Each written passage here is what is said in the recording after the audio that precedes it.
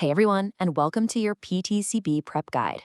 Today, we're going to dive deep into the microscopic battlefield to understand two of our most important allies, antifungals and antivirals. We're going to break down this really complex topic into clear, super high yield stuff that's going to give you a real edge on exam day. Let's get started. So here's our game plan, and it's pretty straightforward. First up, we've got to know our enemy, right? So we'll get to know our two main targets. Then we'll head to Battlefront 1 to tackle antifungals, followed by Battlefront 2 to take on antivirals. And we'll wrap things up with a rapid-fire, high-yield review of the most critical facts you absolutely need to know. All right, so before we even start talking about the drugs, we have to understand the invaders we're up against. You know, in pharmacology, they always say knowing your enemy is half the battle, and it's totally true. Okay, so this slide right here, it shows a huge difference that you absolutely have to get. Think of a fungus like a fortress. It's this complex, self-sufficient cell that can stand on its own. But a virus, it's more like a hijacker, a tiny little pirate that can't do anything by itself. It has to invade our cells to replicate. So this distinction, it dictates our entire strategy for attack. All right, so let's gear up for our first battlefront. We're going in to fight the fungi. And the strategy here is, honestly, it's pretty brilliant. See, we go after parts of the fungal cell that our cells just don't have, like their unique cell walls and membranes. And what that means is we can take out the fungus without causing a ton of collateral damage to the patient. It's super targeted. Okay, first up in our arsenal against fungi, the polyenes. And you can really think of these guys as the heavy artillery. So how do they work? Well, polyenes hunt down this thing called ergosterol in the fungal cell membrane, bind to it, and basically punch holes right through the fungus's protective wall, causing it to leak out and die. Okay, listen up, because for the PTCB, you have to know this. That PTCB alert for amphotericin B, that's a big one. It works great, but man, it carries a huge risk of nephrotoxicity, that's kidney damage. This is a classic exam question, so burn this into your brain. Amphotericin B, think kidney risk. All right, next on the list is a class you're going to see all the time. They're super common, broad spectrum. We're talking about the azoles. So, if the polyenes were the wrecking ball, the azoles are more like saboteurs. They sneak in and stop the fungus from even building its protective ergosterol-based membrane in the first place. No membrane, no defense. The fungus is just vulnerable.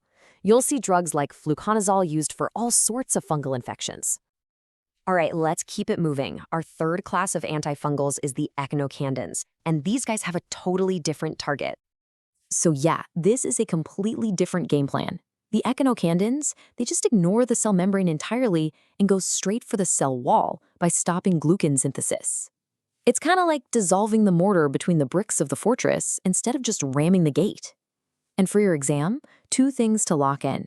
Their unique target is the cell wall, and they are only given IV. Whew. Okay, deep breath. We're switching gears now. We're heading over to Battlefront 2. And trust me, this one's a lot trickier. We're talking about fighting viruses. Remember how we said viruses are hijackers? Well, because of that, you can't really kill them like you would bacteria or fungi.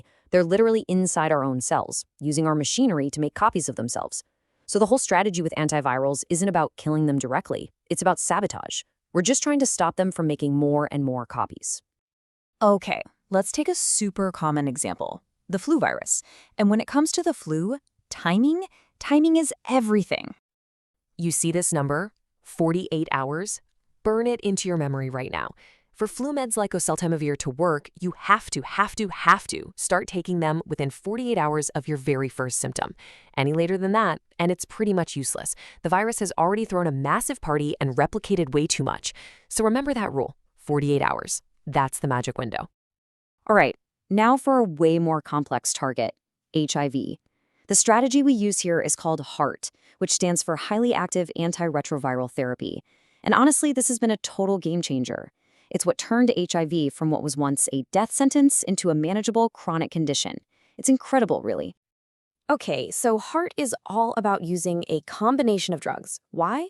Because HIV is incredibly smart. It mutates like crazy. So we have to hit it from multiple angles at the same time to keep it from developing resistance. And the standard recipe, and this is a huge PTCB concept, is to start with a 2-drug backbone of NRTIs, and then you add a third drug from a different class, like an NNRTI or a protease inhibitor.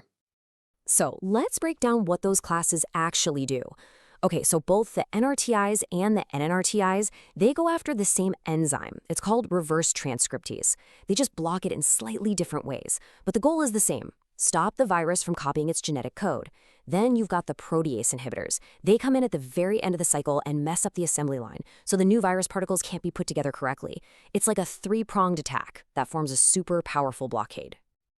Okay, a few other quick hitters for the PTCB that you'll want to know. You see herpes, you should think acyclovir. For really nasty stuff like RSV and Hep C, you'll see ribavirin. And for Hep B, drugs like Antifungals are used to stop the virus in its tracks. Whew, okay, we've made it through both battlefronts. Now it's time for the final debrief.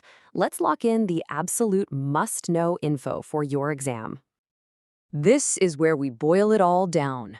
Time to focus. Okay, here they are, your top 5 takeaways. Number 1, antifungals go after the fungus's cell wall or membrane, stuff our cells don't have. Number 2, antivirals don't kill the virus, they just stop it from making copies. Number 3, and this is a big one, amphotericin B equals a high risk of kidney damage or nephrotoxicity. Number 4, the standard HAART combo for HIV is 3 drugs, usually starting with that 2 NRTI backbone. And finally, number 5, flu medication only works if you take it within that 48-hour window. Seriously, if you walk away with nothing else, make sure you got these 5 points down cold. You know, the PTCB isn't just a big matching game of drug names and classes. It's really about understanding the critical safety info, those rules of engagement, like that 48-hour window for the flu, or the huge kidney risk with amphotericin B. That's what separates just memorizing facts from actually understanding how these drugs work. So I'll leave you with this final question to chew on as you study. For the exam, and more importantly for patient safety, which side effect is a more urgent red flag? Liver toxicity or GI upset? Which one makes you stop and say, whoa, we need to deal with this right now? Thinking through that kind of clinical judgment is exactly what's going to get you ready for the PTCB. Keep up the great work. You've totally got this.